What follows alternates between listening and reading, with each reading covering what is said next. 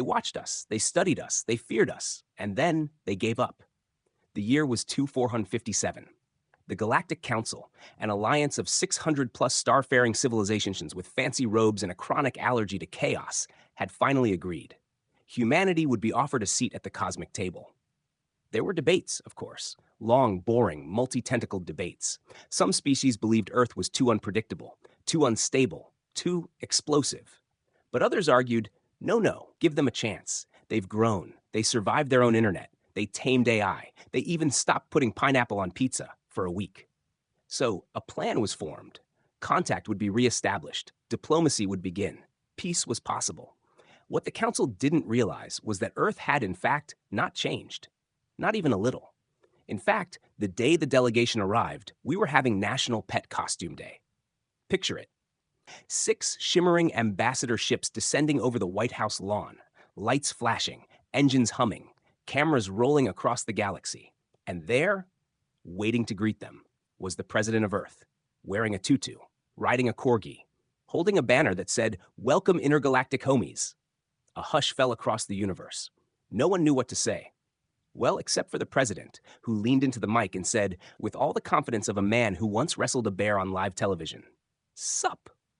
At that exact moment, 12 alien species updated their invasion protocols to do not engage without backup snacks. The rest, they turned their ships around. And that was just the beginning.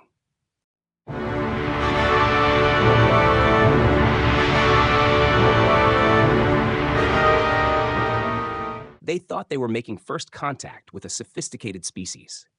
A civilization capable of launching satellites, splitting atoms, curing diseases, and building a 47 million view cat video titled Grandma Yeats Lasagna at Seagull. The Galactic Council had prepared a message, a beautiful one. It had been crafted over 400 years, translated into over 12,000 dialects, embedded with cultural context, nonverbal cues, and harmonic frequencies designed to soothe even the angriest creature. It was majestic, it was noble, it was immediately blocked by Earth's firewall. So the aliens tried something else. They sent a peaceful greeting, a simple signal, just a melody, soft, inviting, like the sound of a lullaby whispered across starlight. Earth mistook it for a radio contest, and so at 7:42 p.m. Eastern Standard Time, the first intergalactic message in history was intercepted by a local DJ in Milwaukee. His name was Travis. And Travis did what Travis always does. He yelled, "Caller 7 wins tickets to karaoke night!" And someone called in. The aliens, hearing the connection open, paused their instruments, straightened their thorax capes, and activated the translator. What they heard was this: "I want it that way." Backstreet Boys, full volume, off-key, with passion. Alien diplomats fell silent. One fainted. Another mistook the performance for an aggressive war chant. One poor ambassador attempted to translate the phrase "ain't nothing but a heartache" and accidentally triggered a planetary lockdown back on his homeworld. Galactic linguists scrambled. Analysts wept. Someone screamed, "What is a bye-bye-bye, and why do they want it that way?" Meanwhile, Travis was just vibing. But it didn't stop there. No, Earth began to respond with more transmissions, millions of them, streaming through space, karaoke performances from every corner of the planet, people singing on stages, in cars, in bathrooms, with zero context and negative vocal training. The Council's AI, overwhelmed, collapsed into a logic loop. For 3 hours, it repeated the phrase, "All Star by Smash Mouth is not an official diplomatic greeting. All Star by Smash Mouth is not an official diplomatic greeting." First contact was declared a catastrophic failure. But Earth, we thought it went great. Travis got promoted, and the galaxy learned the first terrible truth about humanity. We don't negotiate, we perform.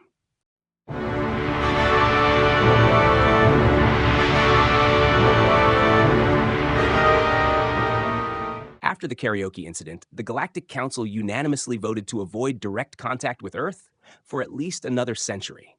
That lasted 3 weeks, because someone, probably a squid senator from the Lorpax cluster, had the bright idea. Perhaps we approached the wrong humans. Maybe we just need to visit a different region. And so they chose Florida. Why Florida? No one really knows. Some historians believe they spun a globe. Others say they were attracted by the high radiation levels, humidity, and abundance of alligators.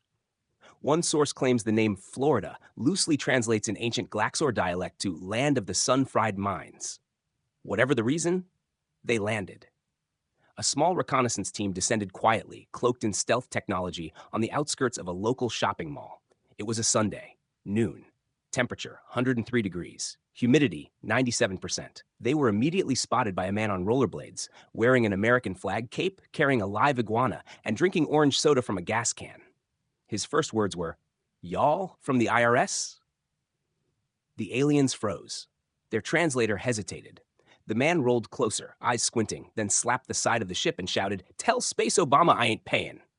What happened next is classified in 11 star systems. One alien panicked and deployed a non-lethal neural mist. The Florida man inhaled it, laughed, and asked if they had any barbecue sauce. When they attempted to retreat, he chased them, on foot, while singing the national anthem and juggling fireworks. The council received the distress call 12 minutes later. It was just static, and one phrase, looped over and over again. "We are not ready. Earth is feral. Florida is the apex." The team was extracted, barely. They were awarded medals for bravery and immediately sent to therapy. One ambassador still twitches when he hears the word swamp. And so the Galactic Council passed Emergency Order 88B, no contact with subjects located in or adjacent to the region designated Florida. It became known, in hushed whispers, as the Florida Man Protocol.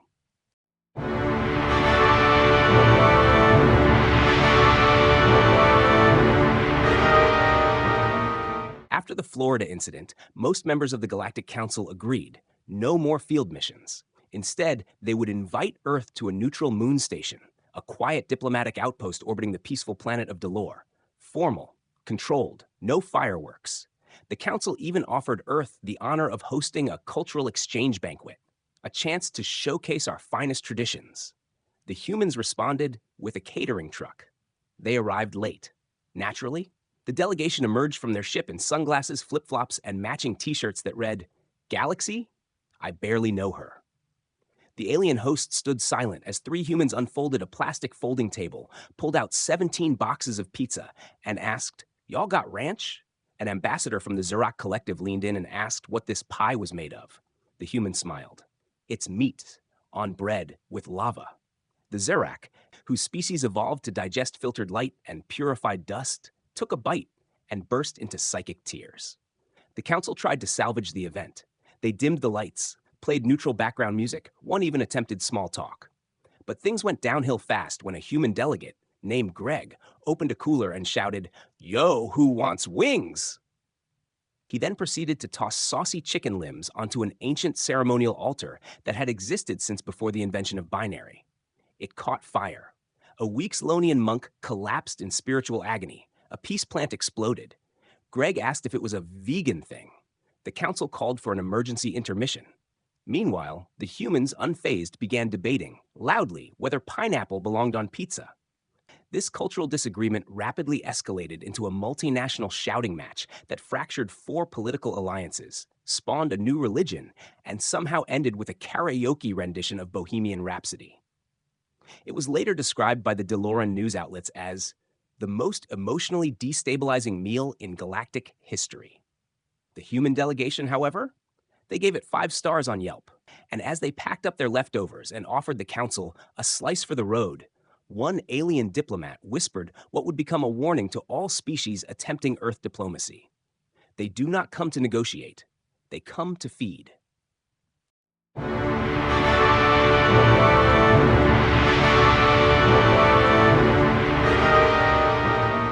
The council knew they had to try, one last time. Despite the pizza fire, despite the karaoke, despite Florida, they couldn't just ignore an entire planet with 8 billion hypersocial apex mammals and access to nuclear power and TikTok. So they arranged a final summit. Neutral ground, maximum security, zero food, no open flames, no karaoke machines. Everything was going according to plan. Until someone asked a simple question: what is your species' greatest weapon? It was meant as a formality. The Xandari brought quantum entropy disruptors. The Valari showcased their emotion-canceling virus. The humans? They looked at each other, shrugged, and said, "Debate." The room went silent. Then one delegate explained, When faced with conflict, we split into factions, argue online for years, fund documentaries, write books, make podcasts, cancel each other, change our minds, forget what we were mad about, and then elect someone new to restart the whole process. The aliens stared in horror. The Wixlonian scholar whispered, "It's weaponized contradiction." Another added, "It's chaos by committee." But the humans weren't done. They brought charts, memes, screenshots of social media flame wars from 2007, a 19-hour YouTube essay titled, "Why Everyone is Wrong and So Am I." One alien began vibrating uncontrollably. Another tried to leave the room and accidentally re-entered the same room from another dimension. The final straw came when a human diplomat, calm, smiling, handed the council a document titled Terms and Conditions, 42,319 pages, and said, "We'd like to begin with page 1. Within seconds, the council unanimously voted to abandon diplomatic integration with Earth. They erased our contact frequencies. They blocked our number. They sent our moon a fruit basket that read, "Good luck." And so the galaxy moved on. Earth was left untouched, feared, mysterious, not because of violence or conquest or power, but because of what we truly are, a self-aware hurricane of contradiction, wrapped in memes, powered by spite and fueled by snacks. And as the stars turned and the galaxies spun, a message echoed across the Council's records, etched forever in their archives. Do not engage. Do not provoke. Do not ask about the pineapple. They gave up, but we're just getting started.